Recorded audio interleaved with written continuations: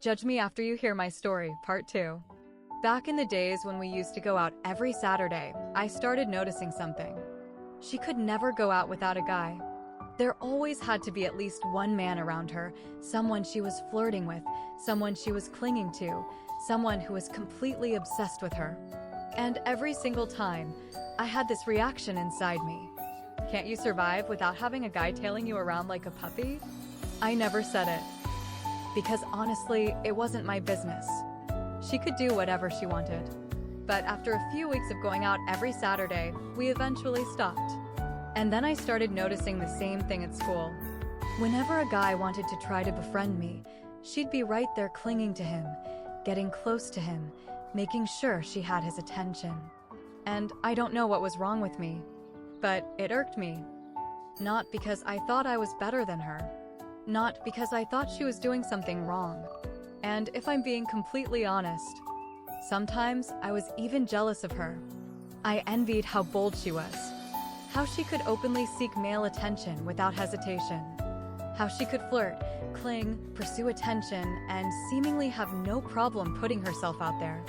There were moments when I wondered, why can't I be more like that? But then I'd catch myself.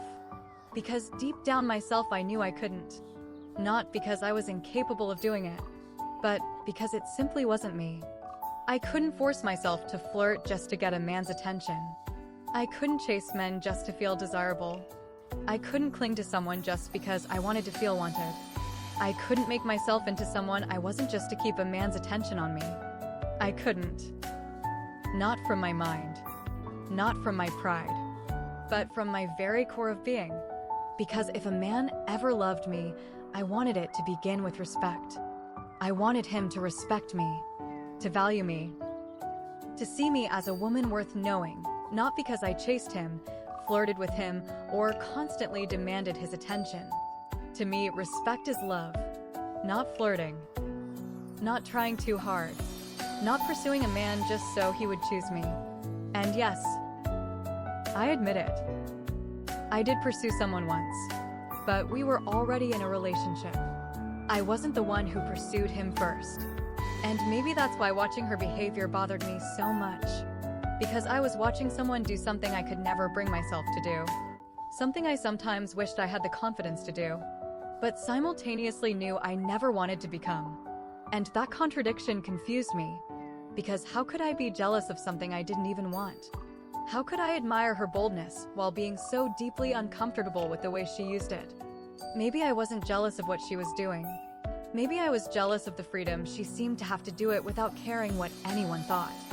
But even then, I knew one thing for certain.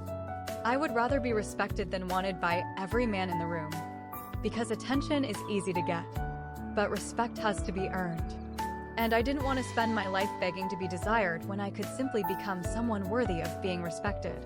And maybe that's where I started realizing who I really was. Follow for part 3.